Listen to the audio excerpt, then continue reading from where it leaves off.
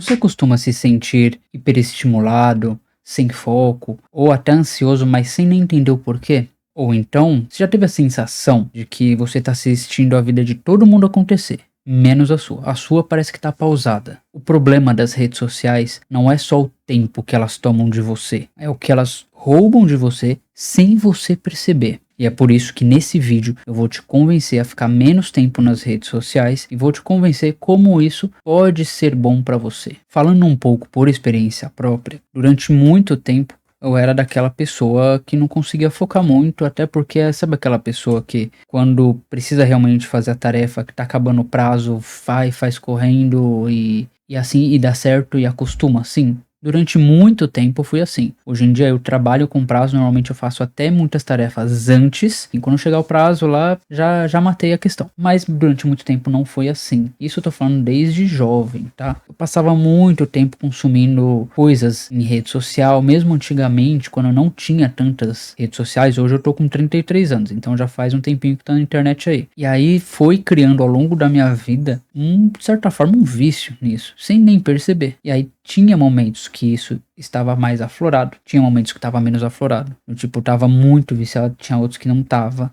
mas acabava me prejudicando sem eu nem perceber. Eu já tô muito melhor, já controlo muito mais, já fico muito menos tempo em rede social.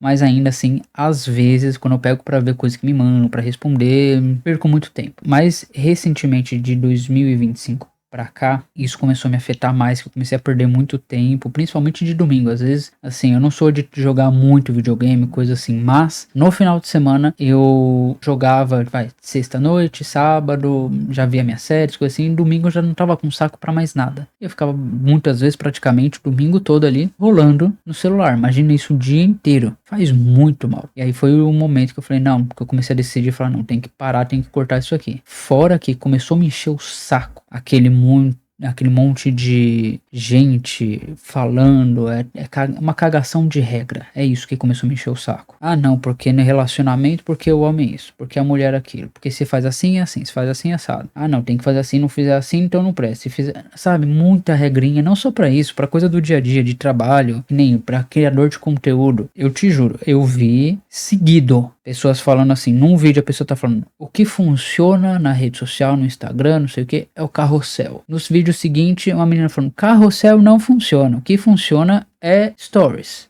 No outro vídeo seguinte, uma outra menina, não, stories não funciona. O que funciona é você gravar vídeos padrões e você coloca uma legenda ou um áudio seu narrando alguma coisa. Você fica perdido, é um caos interno que isso vai criando em diversos âmbitos na nossa vida. Fora que muito do que a gente do que a gente aceita na nossa vida, vem da parte externa, a gente queira ou não. A gente não consegue controlar tudo. Então muito daquilo que a gente consome acaba afetando a gente de diversas formas possíveis, sem nem a gente perceber. E a gente acaba muitas vezes imerso naquilo lá e fecha nosso mundinho naquela bolha ali e acabou. É isso. Então a gente tem que tomar cuidado com essa questão das redes sociais, porque ela acaba afetando a gente de maneiras que a gente nem entende muitas vezes. Só vai entender na hora que a gente para de usar. Que foi o que aconteceu comigo, que eu comecei a cortar, que eu tava literalmente cansado. Falei, não, é muito estímulo, muito excesso. Tô vivendo numa agitação e é muita cagação de regra, cansei. E aí foi o momento em que eu comecei até a estudar um pouco mais sobre isso, por conta mesmo. Então aqui eu tô falando da minha experiência, né?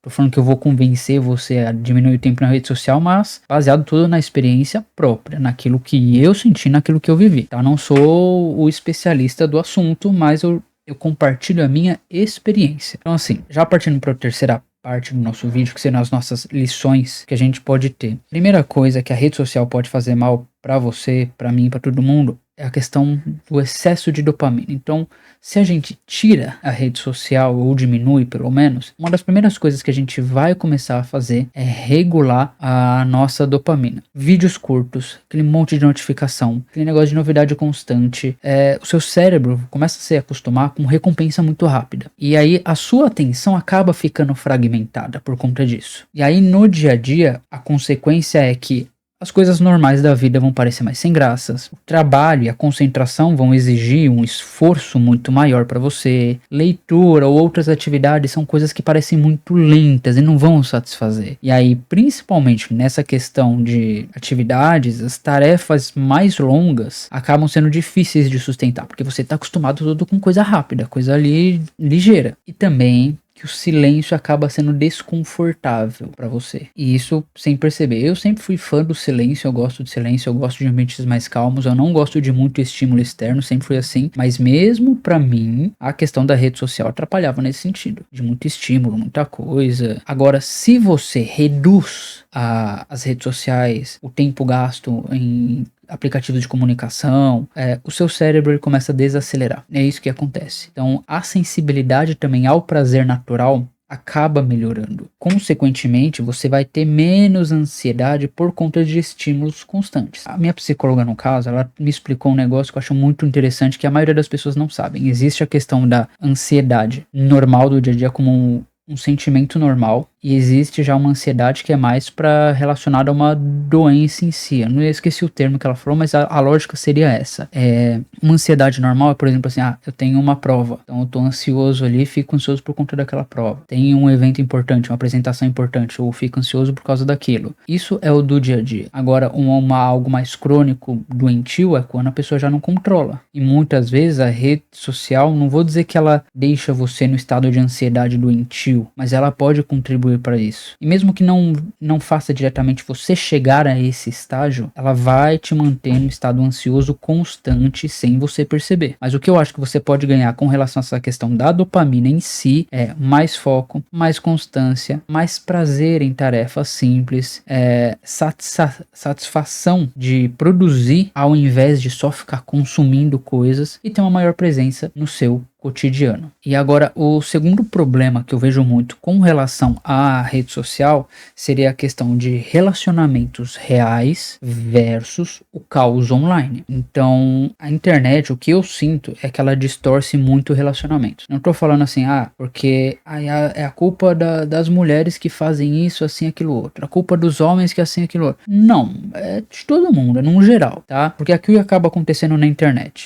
Como que elas distorcem relacionamentos. Primeiro que na internet opiniões extremas ganham muito mais alcance, mas muito mais. Além disso, ela pega as pessoas pela dor delas. Então é muita coisa, muita gente sendo trazida para esse mundo de gente falando de relacionamentos nas redes sociais pela própria dor. Então ela vai se identificar com aquela dor e vai levar aquilo no limite, vai ver que tem ela e várias outras pessoas comentando, compartilhando dessa dor. Então aquele padrão, aquela regra que essas pessoas colocam na cabeça deve ser real, obviamente, porque é tanta gente junto, eu que seria o errado. E aí começam a elevar cada vez mais o grau, muitas vezes, do absurdo. Por exemplo, aquela questão, porque fulano demorou para responder, se não demorou para responder, quer dizer que você não é prioridade, a pessoa não te respeita, não te valoriza. Pode ser, mas pode não ser também. Às vezes, que nem no meu caso, eu já deixo claro, eu não sou uma pessoa que gosta muito de rede social, eu prefiro o real. Eu não gosto de eu peguei um pouco de ranço de ficar conversando em rede social. Eu sou uma pessoa muito ocupada, eu tenho muita responsabilidade. Então eu sou o tipo de pessoa que é do tipo assim, conversa um pouco no dia a dia, e se for o caso, falando, vamos passar um tempo junto no final de semana, no fim do dia, uma ligação, pra mim é muito melhor.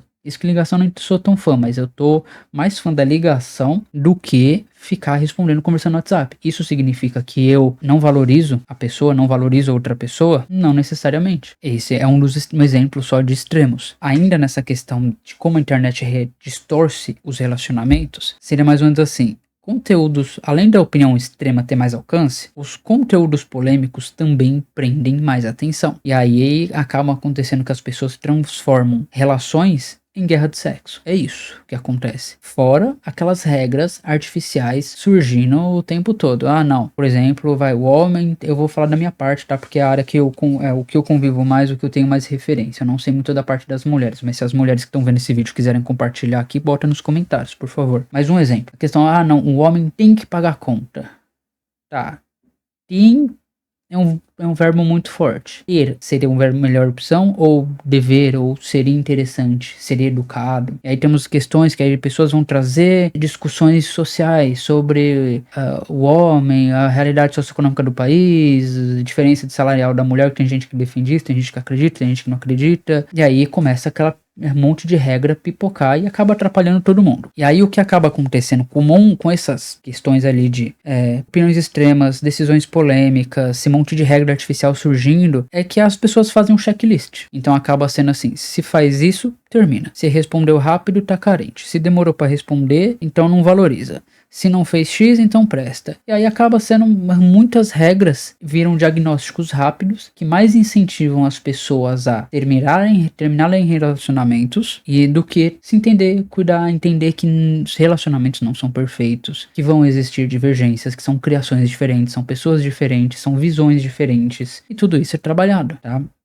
E agora, para quem consome isso, vai acabar tendo um excesso de desconfiança, um excesso de análise, medo de se desenvolver, expectativas surreais, fora um julgamento exagerado de pessoas comuns, né? Isso acaba acontecendo, isso estava me cansando e algum desses padrões eu comecei a perceber em mim mesmo e é o que começou a me incomodar muito. Então, se a gente parar para olhar o que existe na vida real, são pessoas imperfeitas, relações simples e humanas, compatibilidade que é construída no convívio, é um compromisso, respeito, reciprocidade, maturidade vão importar muito mais do que regras, ainda mais essas regras online. Então, se você sair desse ruído, o que eu acho que você consegue ganhar, né? Mais leveza para se relacionar, menos paranoia emocional, você vai ter um critério mais realista e vai ter a capacidade de conhecer alguém mais sem os filtros da internet.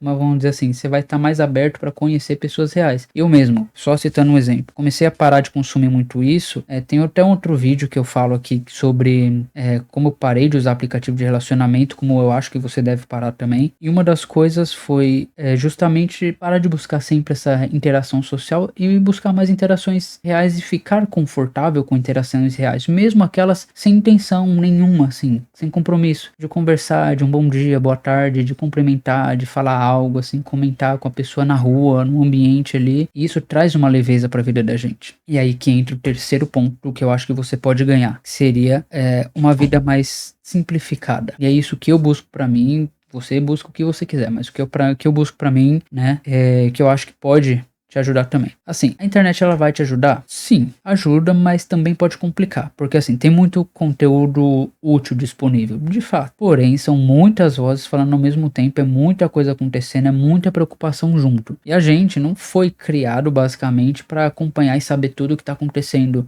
na guerra da Ucrânia, na guerra dos Estados Unidos lá contra o Irã, questão de banco, Master, Vorkar, INSS. Tudo bem, a gente precisa ter noção dessas coisas para não ser uma pessoa alienada, mas tem muita gente que vive nisso, vive nesse constante, nesse consumo de coisas ruins, de coisas que tá acontecendo que não vai afetar tão diretamente assim você. E aí, não só isso, né, nessas questões grandes, macros, mas também nas questões micros. Por exemplo, cada pessoa vai dizer que tem a fórmula correta. Então, por exemplo, se é uma pessoa que trabalha com venda, você vai seguir um fulano não, a fórmula do fulano é perfeita, o negócio do fulano é o que funciona, né, é isso aqui que você tem que aplicar. Aí não, aí vem outro fulano falando outra coisa, vem outro falando outra coisa. Então, isso acaba atrapalhando muito a gente. Tem vários exemplos disso, né? E a consequência disso, muitas vezes para muita gente, é confusão mental. Você acaba ficando mais paralisado por excesso de informação, aquela sensação de nunca estar fazendo certo.